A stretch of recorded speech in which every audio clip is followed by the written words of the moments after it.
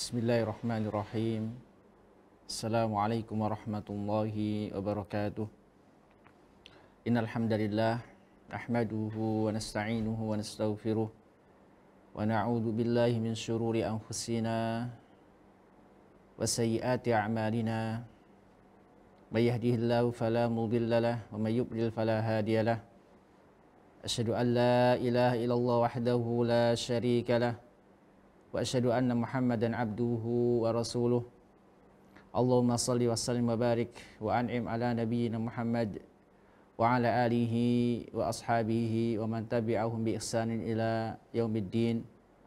Amma ba'd, fa inna asdaqal hadis kitabullah wa khairul hadi Muhammadin sallallahu alaihi wasallam wa syarrul umuri muhdatsatuha fa inna kulla muhdatsatin bid'ah wa kulla bid'atin dhalalah wa kulla dhalalatin finnar.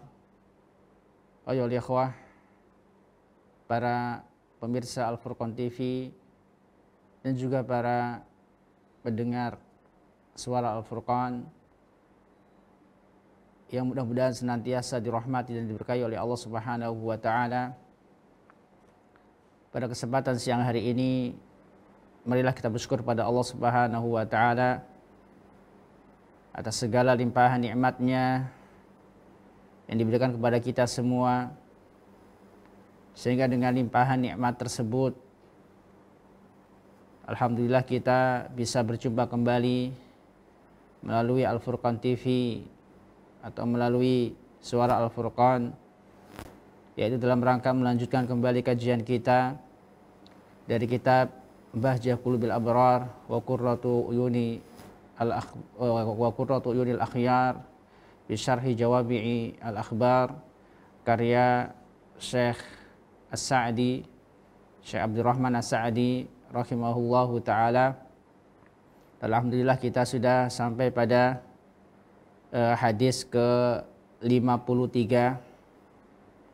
hadis tentang hak-hak persaudaraan, yang mana hadis ini akan menjelaskan kepada kita bagaimana Islam mengatur muamalah baik sesama kaum muslimin, bagaimana Islam mengatur bagaimana cara berinteraksi antara orang Islam yang satu dengan orang Islam yang lain, dan bahkan bagaimana Islam mengatur interaksi Muslim dengan yang selain Muslim.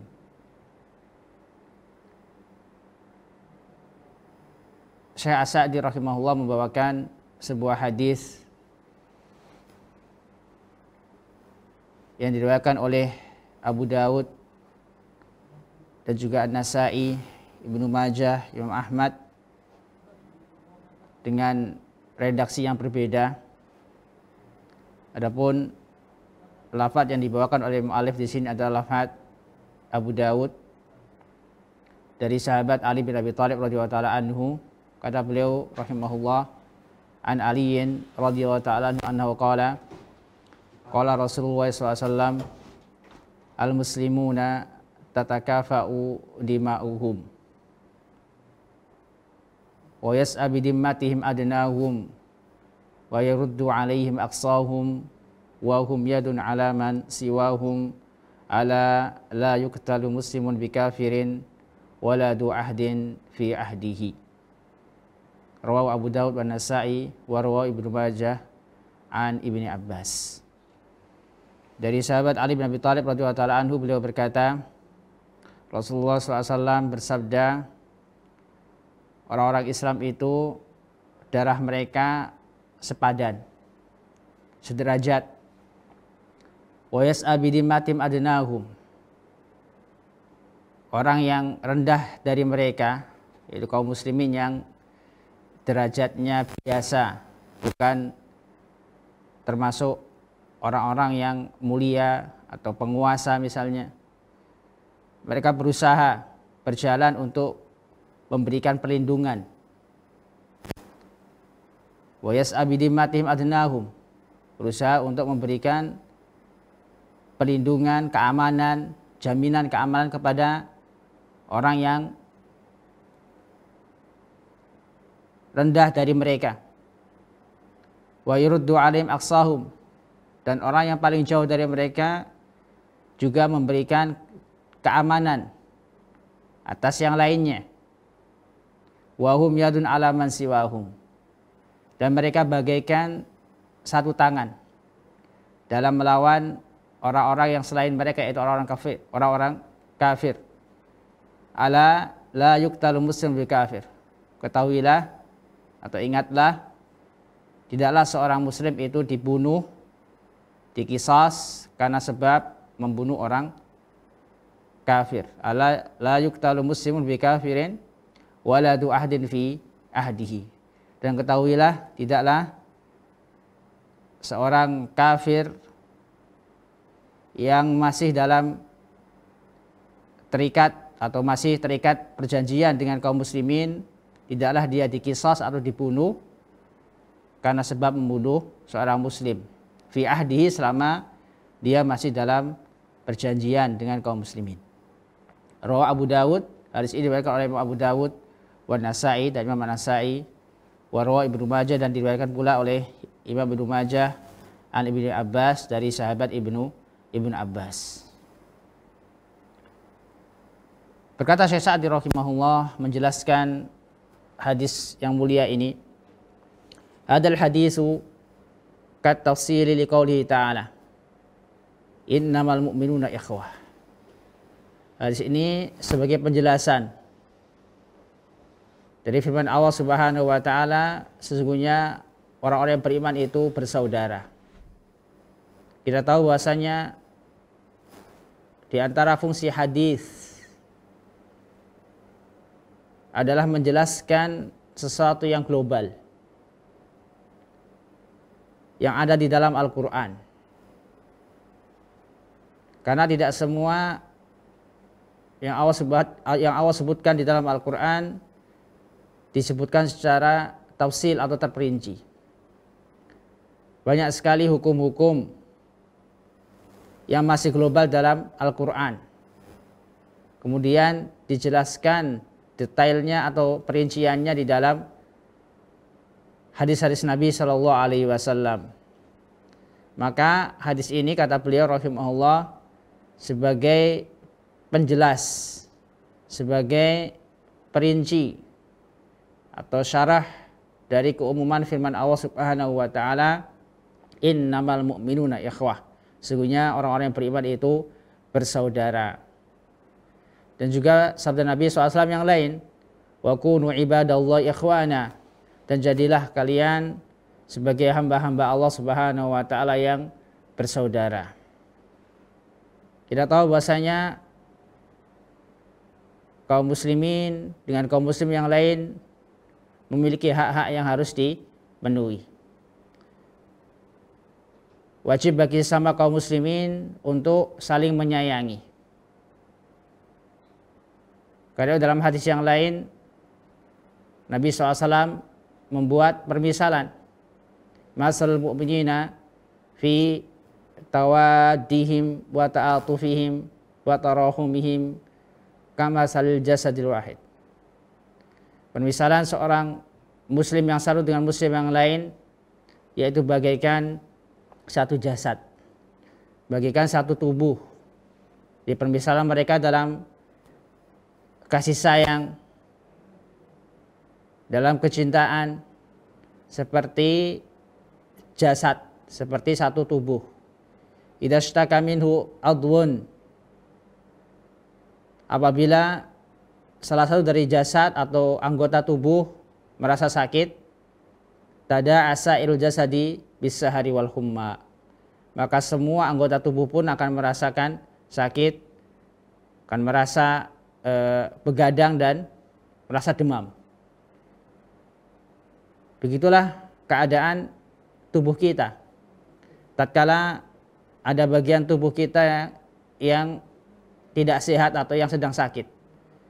Semua tubuh atau bagian tubuh yang lain merasakan sakit pula. Bahkan terkadang tidak bisa tidur karena menahan sakit.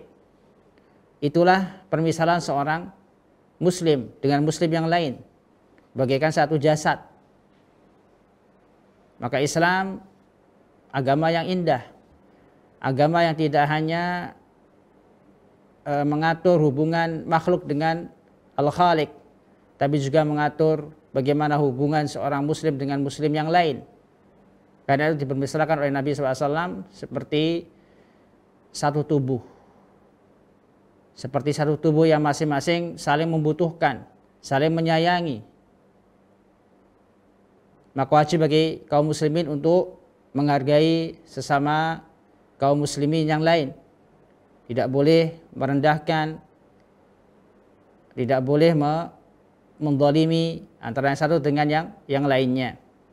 Karena itu beliau berpesan di sini, kata beliau, fa'alal mu'minina ayyakunu mutahabin. Maka wajib bagi kaum mukminin untuk saling mencintai. Karena itu dalam hadis yang lain Nabi SAW bersabda, la yu'minu ahadukum hatta yuhibba li akhihi ma yuhibbu li nafsihi. Tidaklah salah satu di antara kalian beriman sampai dia mencintai saudaranya sebagaimana dia mencintai dirinya sendiri. Dalam riwayat lain ada tambahan minal khair, dalam hal kebaikan, bukan dalam hal keburukan. Jadi selama itu baik dan membuat senang saudaranya, maka dia pun berusaha untuk membuat saudaranya senang selama dia juga senang. Inilah hakikat seorang muslim. Inilah aturan Islam dalam bermuamalah, berinteraksi antar sesama kaum muslimin, saling mencintai. Bahkan termasuk tanda-tanda keimanan adalah yu'minu ahadukum, menunjukkan bahwasanya urusan ukhuwah, perkara ukhuwah ini perkara yang sangat besar dalam Islam. Jadi saling mencintai antara kaum muslimin dijadikan oleh Nabi SAW sebagai barometer keimanan. Maka tanda-tanda keimanan seorang mukmin dikatakan beriman, yaitu tatkala dia mencintai saudaranya sebagaimana dia mencintai dirinya sendiri.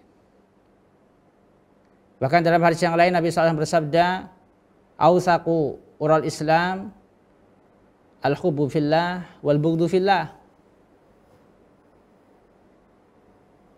Tali Islam yang paling kuat, yang paling erat adalah cinta dan benci karena Allah Subhanahu wa taala. Cinta dan benci karena Allah Subhanahu wa taala. Maka wajib bagi kita untuk saling mencintai karena Allah Subhanahu wa taala. Demikian juga ketika membenci karena Allah Subhanahu wa taala. Dan juga dalam hadis yang lain Nabi SAW ketika menyebutkan bagaimana keadaan kaum muslimin di padang mahsyar, yang mana mereka membutuhkan pertolongan dari Allah Subhanahu wa taala. Sehingga disebutkan dalam sebuah hadis ada 7 golongan yang akan dinaungi oleh Allah Subhanahu wa taala di hari yang tidak ada naungan kecuali naungan Allah Subhanahu wa taala, itu ketika di padang mahsyar. Sebagian mereka ada yang tenggelam karena keringatnya. Karena pada saat itu matahari didekatkan sedekat-dekatnya. Hanya 7 golongan yang akan mendapatkan naungan dari Allah Subhanahu wa taala.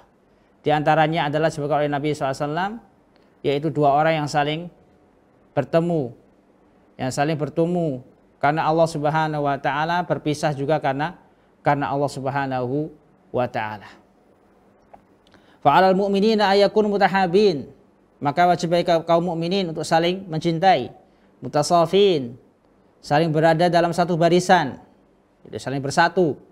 Ghairu mutabaghidin, tidak saling membenci, wala muta'adin, dan tidak saling memusuhi. Yas'auna jami'an limasalihim al-kulliyah. Mereka berusaha untuk mewujudkan, merealisasikan maslahat-maslahat umum, kebaikan-kebaikan yang dirasakan oleh kaum muslimin yang lainnya. allati biha qiwamu dinihim wa dunyahum, yang dengannya tegak agama dan dunia mereka. La yatakabbaru syarifun ala wadi'in, janganlah orang yang mulia dari kaum muslimin merasa sombong, merasa besar, merasa mulia atas saudaranya yang lebih rendah darinya, yang derajatnya lebih rendah darinya. Jadi, mu'alif di sini memberikan nasihat khususnya bagi orang-orang yang diberikan oleh Allah Subhanahu wa taala kelebihan yang tidak dimiliki oleh orang lain. Janganlah merasa sombong, merasa tinggi, merasa lebih baik daripada orang lain. Wala yahtaqiru ahadun minhum ahadan, dan janganlah salah satu dari mereka yaitu kaum muslimin menghina atau meremehkan muslim yang lain. Fadima'uhum tatakafa, maka darah mereka itu satu derajat, sepadan. Fa'innahu la yushtaratu fil qisasi illal mukafa'atu fid din, karena sesungguhnya tidaklah disyaratkan dalam sebuah qisas, dalam hukuman qisas, melainkan adanya kesetaraan dalam agama. Di dalam Islam, dalam masalah qisas, masalah hukum pidana, ditegaknya hukum pidana apabila ada kesetaraan. Misalnya seorang muslim membunuh dengan sengaja muslim yang lain, maka wajib ditegakkan hukum qisas. Fala yuqtalul muslim bil kafir, maka seorang muslim tidak dibunuh atau tidak ditegakkan qisas karena sebab membunuh orang kafir. Jadi kalau ada orang muslim membunuh orang kafir, maka tidak boleh ditegakkan hukum qisas karena beda agama. Karena di antara syarat ditegaknya hukum qisas harus sama-sama muslim, harus sama-sama muslim.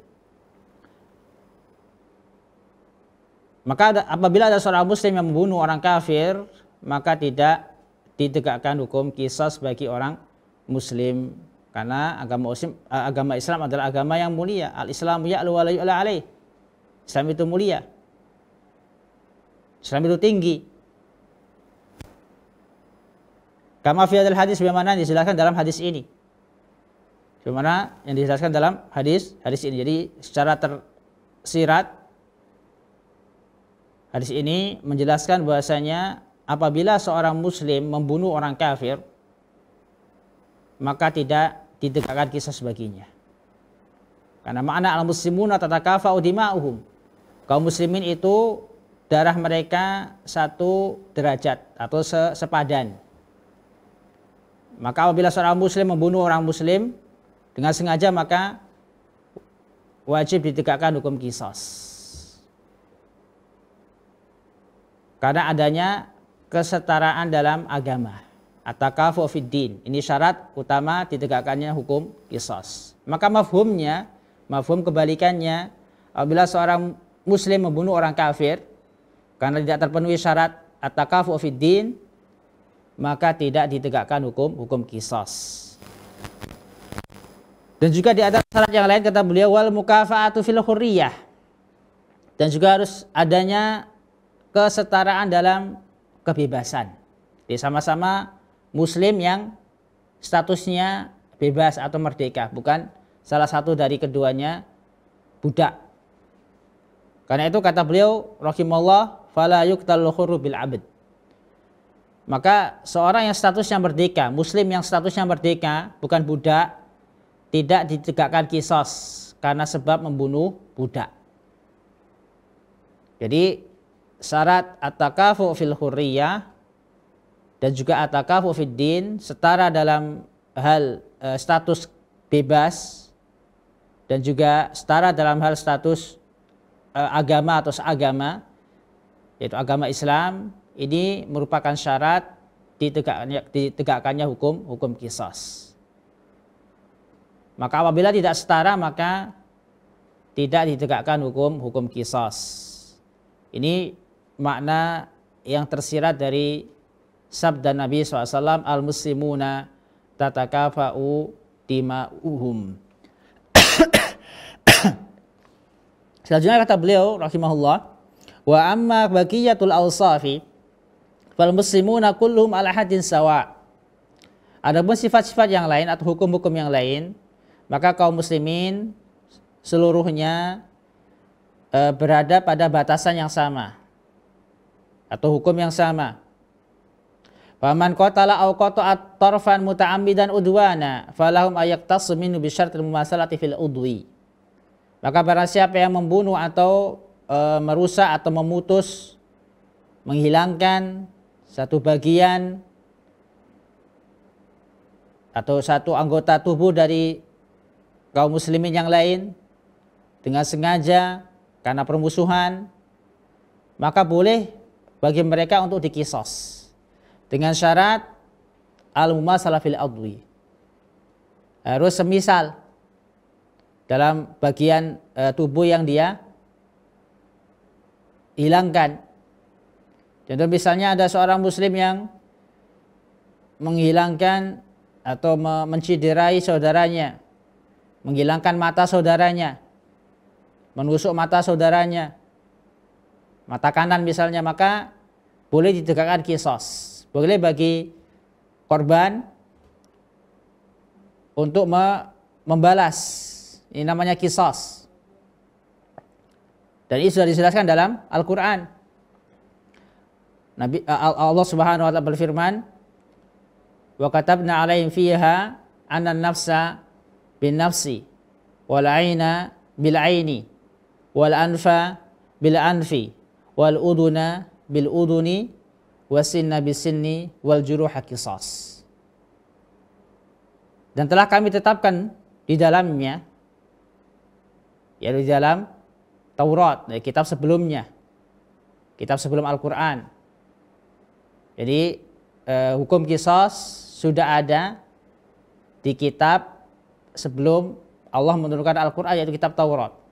Kemudian dilanjutkan hukum itu di zaman Nabi SAW. Berlaku pula hukum tersebut di zaman Nabi SAW atau untuk umat Nabi SAW, yaitu apabila seorang muslim menghilangkan nyawa muslim yang lain, tentunya dengan sengaja karena permusuhan, atau menghilangkan bagian tubuh atau merusak, menciderai bagian tubuh kaum muslimin yang lain. Di sini disebutkan mata dengan mata, hidung dengan hidung, mata dibalas dengan mata, hidung dibalas dengan hidung, telinga dibalas dengan telinga, gigi dibalas dengan gigi. Dan bagian-bagian tubuh yang dicederai ada qisasnya. Wal juruha qisas. Faman tasaddaqa bihi bahwa kafaratullah, dan barang siapa yang merelakan dari mengambil hak qisasnya, artinya dia tidak mau mengqisas, tidak mau membalas, maka itu termasuk sedekah. Itu termasuk kebaikan. Itu baik baginya. Karena dia merelakan atau tidak membalas sesuatu yang sama, semisal dengan yang semisal. Maka dipuji oleh Allah Subhanahu wa ta'ala, fa huwa kafaratun lah, sebagai penebus dosa baginya. Dia lebih rela untuk dihapus dosanya daripada mengambil haknya. Wa man lam yahkum bima anzalallahu fa ulaika humudz zalimun. Lanjutan ayatnya, dan para siapa yang tidak berhukum dengan hukum Allah, maka dia termasuk orang-orang yang zalim. Artinya ini adalah hukum Allah Subhanahu wa ta'ala. Jadi qisas merupakan hukum Allah Subhanahu wa ta'ala, dan orang yang tidak mau menegakkan hukum Allah Subhanahu wa ta'ala, maka dia termasuk orang-orang yang zalim. Kaum muslimin rahimani wa rahimakumullah, selanjutnya kata beliau, la farqa baina as-saghiri bil kabir. Jadi hukum ini tidak ada perbedaan antara yang kecil dengan yang besar. Wabil akas, atau sebaliknya, yang besar dengan yang kecil. Wadakaru bil unsa, laki-laki dengan perempuan. Wabil akas, dan sebaliknya, perempuan dengan laki-laki. wal alim bil jahil, orang yang berilmu maupun orang yang bodoh sama-sama memiliki hak qisas. Wasyarih bil wadi, orang yang mulia atau orang rendahan. Wal kamil bin nakis, orang yang normal, orang yang sempurna dengan orang yang cacat. Semuanya sama fi hadil umur, dalam perkara ini. Ini menunjukkan Islam adalah agama yang adil. Jadi qisas merupakan bukti. Ada hukum qisas merupakan bukti bahwasanya agama Islam adalah agama yang adil. Selanjutnya beliau ingin menjelaskan kalimat wa yas'a bidimmatihim adnahum. Qauluhu sallallahu alaihi wasallam wa yas'a bidimmatihim adnahum, orang yang selain mereka dari kaum muslimin berusaha untuk memberikan keamanan. Berusaha untuk memberikan keamanan kepada kaum muslimin yang lain. Maksudnya kata beliau yakni anna dimmatal muslimin wahidah. Bahwasanya tanggung jawab memberikan keamanan bagi kaum muslimin itu sama. Tanggung jawabnya sama. Famata istajarul kafir bi ahadin minal muslimin, maka kapanpun seorang kafir meminta perlindungan kepada salah satu dari kaum muslimin, wajib ala baqiyatihim ta'minuhu, maka wajib bagi seluruh kaum muslimin, wajib bagi kaum muslimin yang lain untuk memberikan keamanan kepada orang kafir tersebut. Ini juga menunjukkan keadilan agama Islam. Islam bukan agama yang zalim. Karena itu apabila ada seorang kafir yang datang dengan merendahkan diri mereka dengan meminta perlindungan kepada kaum muslimin, maka ini berlaku untuk seluruh kaum muslimin. Tidak boleh bagi kaum muslimin yang lain untuk mendolimi atau bahkan membunuh orang kafir ini, karena dia telah meminta perlindungan kepada orang Islam. Maka wajib bagi yang lain memberikan keamanan kepada orang kafir tersebut. Bahkan Nabi SAW dalam sebuah hadis mengancam, membawakan ancaman Allah Subhanahu wa taala, man qatala mu'ahadan lam yarih raihatal jannah. Atau kama qala sallallahu, barang siapa yang membunuh orang kafir yang berada dalam perjanjian kaum muslimin, yang minta perlindungan kepada kaum muslimin, maka dia tidak mendapatkan atau mencium bau surga. Tidak bisa mencium bau surga. Ini ancaman bagi orang yang membunuh orang kafir yang meminta perlindungan, atau kaum kafir yang minta perjanjian, yang sedang dalam keadaan dalam perjanjian dengan kaum muslimin. Wajib ala baqiyatim ta'minuhu, wajib bagi selain mereka untuk memberikan keamanan. Dan ini berdasarkan firman Allah Subhanahu wa taala, wa in ahadun minal musyrikin istajaraka fa'ajiru hatta yasma' kalam Allah. Dan jika salah satu dari orang-orang musyrik, orang-orang kafir meminta perlindungan kepadamu, maka berikanlah perlindungan.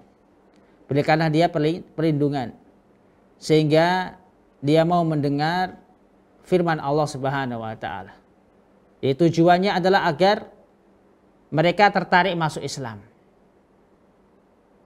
Dalam rangka ta'lif al-qalb, melunakkan hati mereka. Bisa jadi dengan kita menolong mereka. Bisa jadi karena kita memberikan perlindungan kepada mereka, akhirnya mereka tertarik untuk masuk Islam.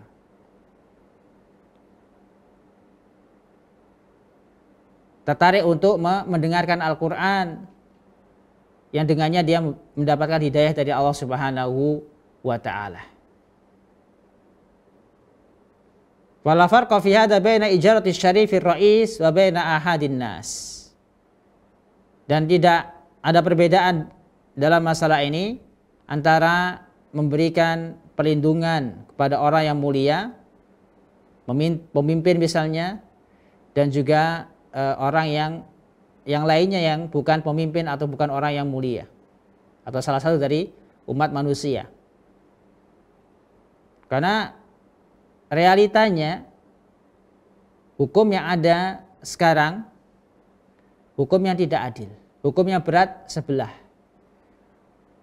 Orang-orang yang lemah mendapatkan hukuman. Sedangkan orang-orang yang memiliki jabatan, orang-orang yang memiliki kedudukan di tengah masyarakat, apabila mereka melakukan kejahatan, mereka dilindungi. Atau sebaliknya, ketika mereka meminta perlindungan, mereka dilindungi, sedangkan orang-orang lemah tidak dilindungi. Ini merupakan bentuk kezaliman. Maka dalam Islam hal ini sangat dilarang, sangat dicela dalam Islam. Kalau sesama kaum muslimin, mereka sama. Lebih-lebih kalau dalam ayat ini, kalau dengan orang yang kafir dibolehkan memberikan perlindungan, lebih-lebih kepada sesama kaum muslimin. Ada mibabil aula, ini lebih utama.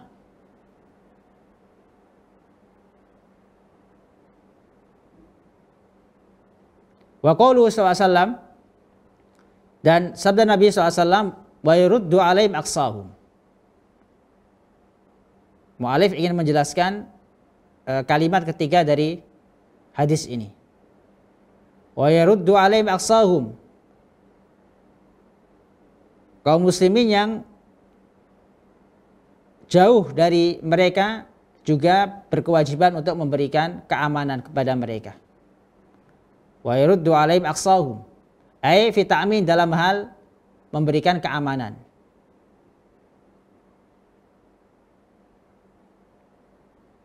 Wa kadzalika isyirakul juyush ma'a sarayahu allati tadhhabu fatughiru aw tahrus famata ghanimal jaishu aw ghanima ahadus saraya attabi'atul jaish ishtarakal jami'u fil maghnam wa la yahtassu biha al mubashir.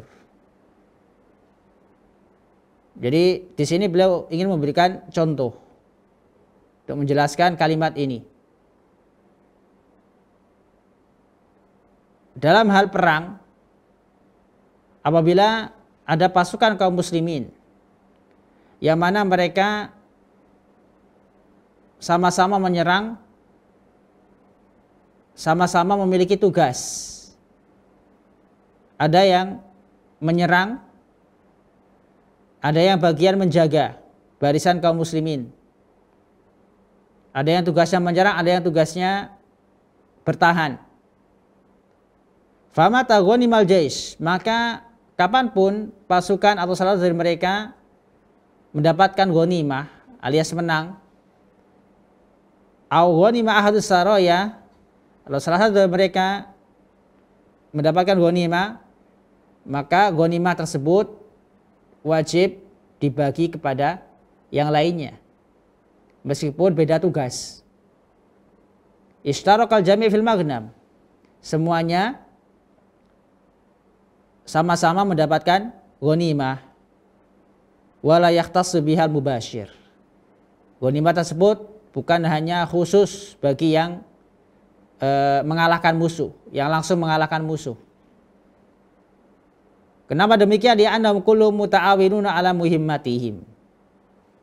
Karena mereka seluruhnya saling tolong menolong, saling bantu membantu dalam kepentingan mereka, dalam menjalankan tugas mereka. Karena itu Nabi SAW bersabda dalam lanjutan hadis ini, wahum yadun ala man siwahum.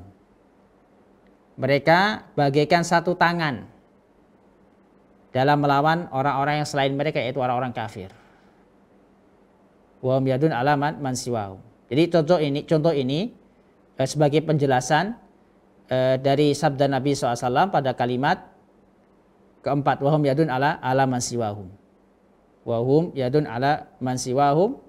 Jadi dalam perkara ghanimah, karena kaum muslimin dimisalkan oleh Nabi SAW, dipermisalkan oleh Nabi SAW seperti satu tangan. Artinya mereka saling tolong menolong, saling bahu membahu dalam melawan orang-orang kafir, dalam melawan musuh-musuh Islam. Maka dalam peperangan apabila salah satu dari pasukan mendapatkan ghanimah, maka ghanimah dibagi kepada pasukan yang lain yang sama-sama melawan orang kafir, melawan musuh yang sama. Bukan hanya diberikan kepada orang-orang yang mengalahkan musuh tersebut atau pasukan yang mengalahkan musuh tersebut. Misalnya dalam sebuah peperangan, pasukan Islam dibagi beberapa tugas. Ada yang bertugas memanah, ada yang bertugas melawan dengan pedang, ada yang tugasnya duel langsung, ada yang menjaga bagian pertahanan. Kalau misalnya bagian panah bisa mengusir pasukan musuh sehingga mereka meninggalkan barang berharga mereka atau harta mereka, maka ghanimah bukan diberikan kepada, tidak boleh hanya diberikan kepada pasukan panah saja, tapi semua kaum muslimin yang ikut berperang mendapatkan atau memiliki hak dari ghanimah tersebut atau dari rampasan perang tersebut. Karena mereka bagaikan satu tangan. Wa hum yadun ala man siwahum. Mereka bagaikan satu tangan dalam melawan orang yang selain mereka, yaitu orang-orang kafir. Yajibu ala jamil muslimin fi jami' anha'il ard ayyakunu yadan ala a'daihim. Maka wajib bagi kaum muslimin, seluruh kaum muslimin di seluruh penjuru dunia bersatu, ayyakunu yadan ala a'daihim, bersatu dalam melawan musuh-musuh mereka. Minal kufar, dari kalangan kufar, orang-orang kafir. Dengan apa? Kata beliau rahimahullah, bil qauli, dengan ucapan, wal fi'li, dan dengan perbuatan. Bil qauli seperti dengan berdakwah, dengan hujjah. Karena mereka bukan hanya melawan, memerangi kaum muslimin dengan tenaga, dengan senjata, tapi juga mereka memerangi kaum muslimin dengan ghazul fikr, dengan pemikiran, dengan menyebarkan syubhat, menyebarkan keraguan-raguan kepada kaum muslimin yang lemah imannya, kepada kaum muslimin yang kurang pengetahuan agamanya. Sehingga wajib bagi kaum muslimin yang lain, khususnya orang-orang yang berilmu, para ulama, untuk membalas syubhat mereka, untuk membantah syubhat-syubhat orang-orang kafir. Apalagi di zaman sekarang, banyak sekali upaya-upaya dari musuh-musuh Islam untuk merusak kaum muslimin, terutama para pemuda yang lemah imannya, yang jauh dari pendidikan agama. Mereka adalah sasaran empuk dari orang-orang kafir. Banyak dari kaum muslimin menjadi korban ghazul fikr, perang pemikiran. Maka wajib bagi para ulama, para da'i untuk melawan mereka dengan tulisan-tulisan, dengan ucapan-ucapan, dengan ceramah-ceramah. Sehingga kaum muslimin yang lainnya menjadi sadar, menjadi tahu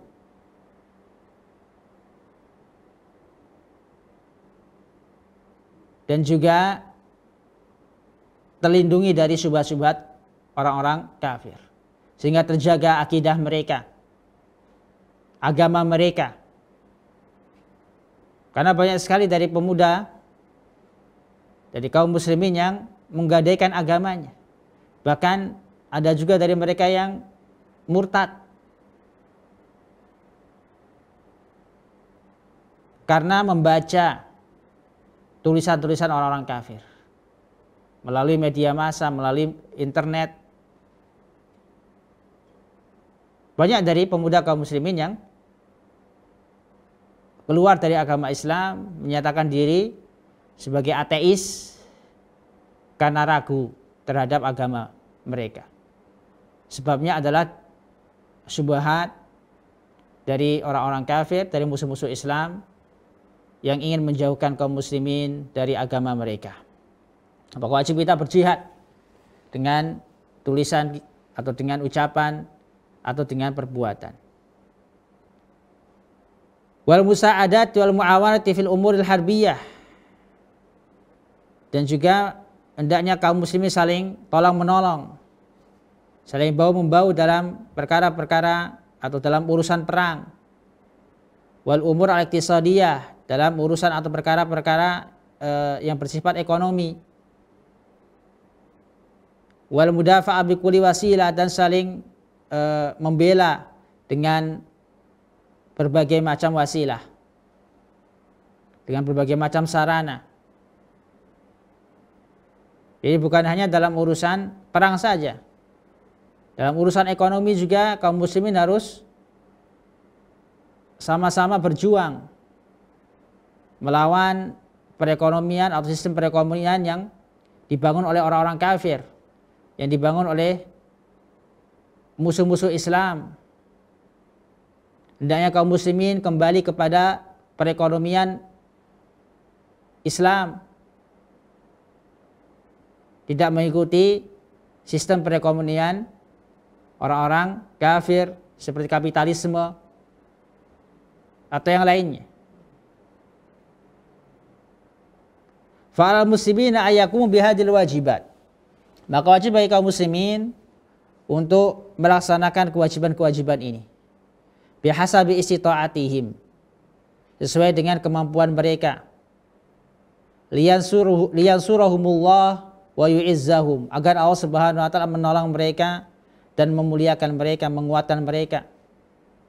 Wa yadfa'u anhum udwanal a'da, dan agar Allah Subhanahu wa taala menghindarkan mereka dari makar, dari permusuhan musuh-musuh Islam. Wa nas'alullah taala ayyuwaffiqahum lidzalik. Maka kita meminta kepada Allah Subhanahu wa taala agar kaum muslimin diberikan taufik oleh Allah Subhanahu untuk melaksanakan kewajiban-kewajiban mereka, khususnya kewajiban-kewajiban dalam urusan persaudaraan atau ukhuwah atau hak-hak kaum muslimin. Wa qaulu sallallahu alaihi wasallam, selanjutnya beliau ingin menjelaskan kalimat terakhir dari hadis ini, la yuqtalu muslim bi kafir wala du ahdin fi ahdihi. Wa qauluhu sallallahu alaihi wasallam wala du ahdin bi ahdihi, ay la yahillu qatlu man lahu ahdun minal kufar. Dan janganlah seorang muslim dan janganlah seorang kafir yang terikat perjanjian kepada kaum muslimin dibunuh atau ditegakkan kisah sebagainya.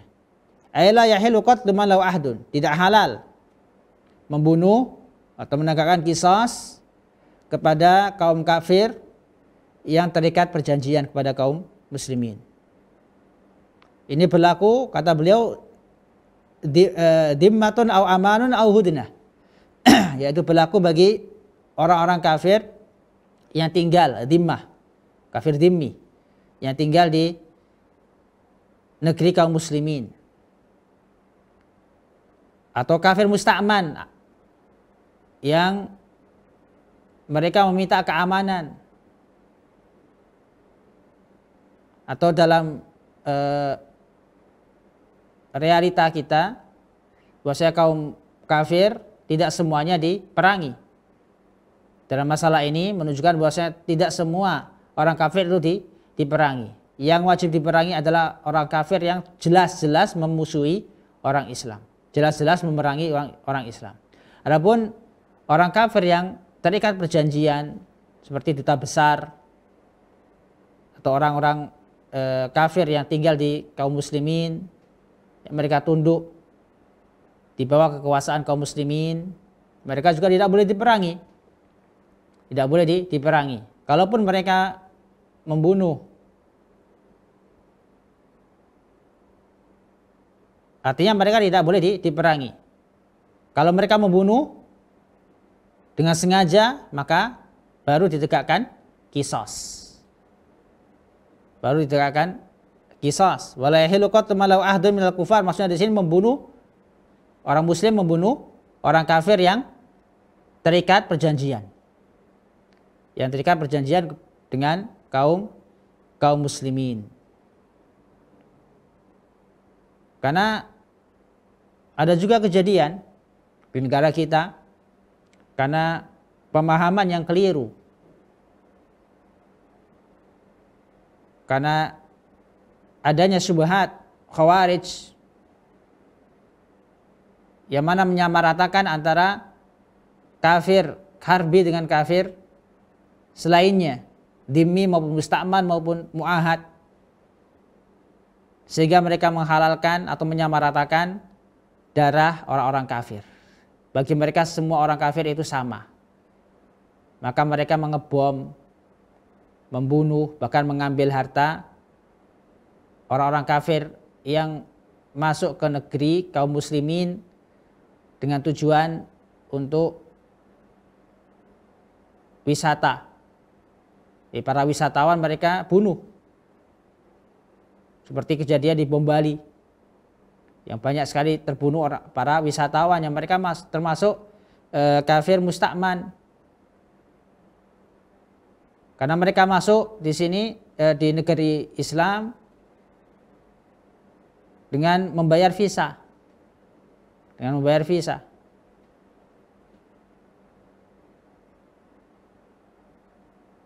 Dan juga di sini beliau singgung juga kafir yang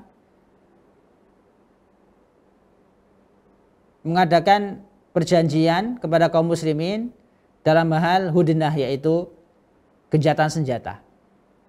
Jadi apabila ada orang-orang kafir, misalnya ada negara kafir yang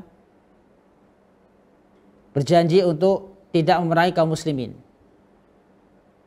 selama sekian tahun misalnya,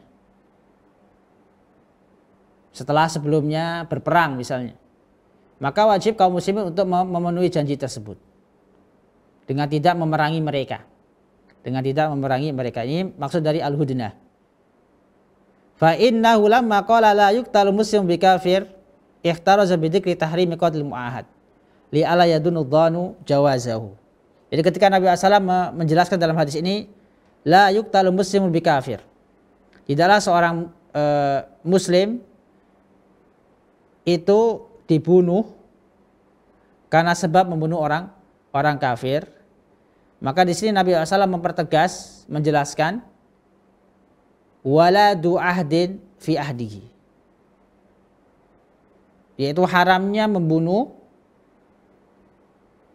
al-kafir al-mu'ahad, seorang kafir yang terikat perjanjian, agar tidak disangka bahwasanya hukumnya sama. Hukumnya sama dengan kafir yang lainnya, yaitu kafir al-harbi, karena agar tidak disangka bolehnya membunuh atau seperti bolehnya membunuh kafir harbi. Karena seperti yang kita jelaskan tadi, orang-orang kafir itu ada 4. Satu yang boleh dibunuh, yaitu kafir al-harbi yang memerangi kaum muslimin. Adapun kafir dhimmi yang mana mereka tinggal di negara Islam, mereka membayar pajak kepada negara Islam, kepada pemimpin kaum muslimin, seperti yang dilakukan oleh orang-orang Yahudi Khaybar di zaman Nabi SAW. mereka tetap tinggal di Khaybar setelah Nabi menaklukkan kota Khaybar. Sebagian dari mereka tetap tinggal di Khaybar dan tidak mau masuk Islam. Dan Nabi tidak mengusir mereka. Nabi tidak mengusir mereka, akan tetapi mereka diwajibkan untuk membayar pajak. Mereka bekerja di kebun-kebun mereka yang mana statusnya sudah dimiliki oleh kaum muslimin. Yang dulunya milik mereka, kemudian dimiliki oleh kaum muslimin setelah penaklukan Khaybar. Mereka mendapatkan bagian dari pekerjaan mereka dan dari upah tersebut mereka membayar pajak. Mereka membayar pajak. Ini masuk kafir dhimmi. Yang ketiga kafir mu'ahad. Orang-orang kafir yang terikat perjanjian dengan kaum muslimin. Bisa kita jadikan contoh seperti duta besar. Kita sering melihat orang-orang kafir mengutus atau bahkan mendirikan kantor-kantor, membangun kantor-kantor duta besar. Nah, mereka tidak boleh dibunuh. Karena sebagian kaum muslimin yang pemahamannya keliru, mereka menyamakan. Akhirnya terkadang kita mendengar kejadian bom di kantor-kantor duta besar.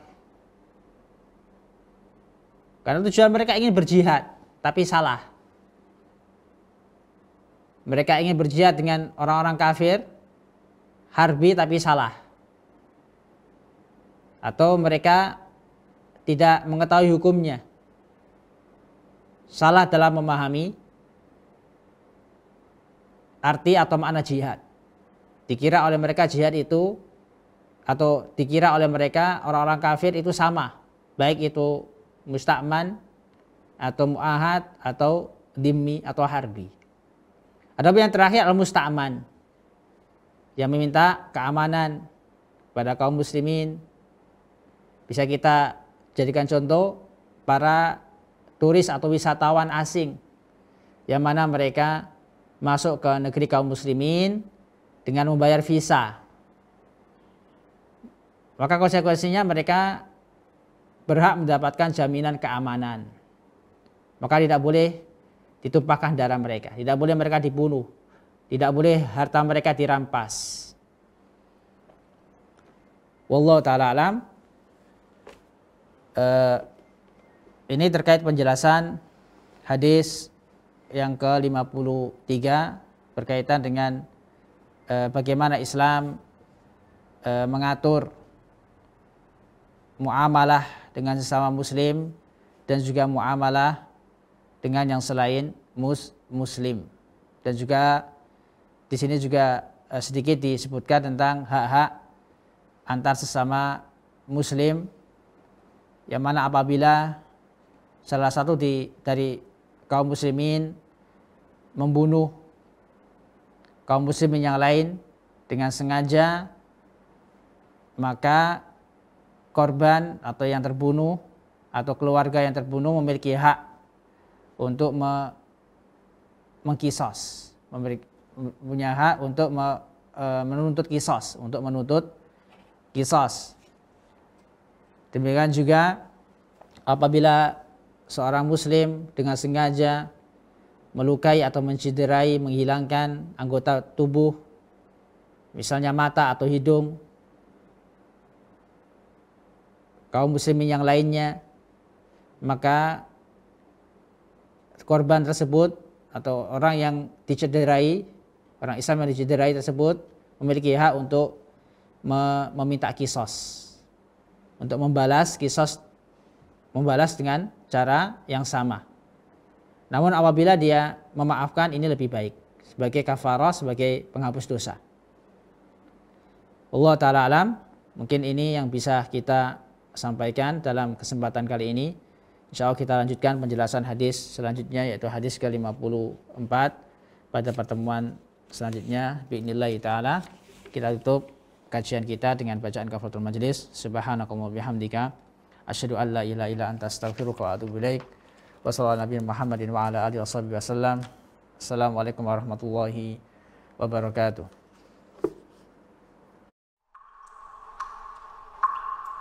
Al Furqon TV, saluran pendidikan, dakwah, dan inspirasi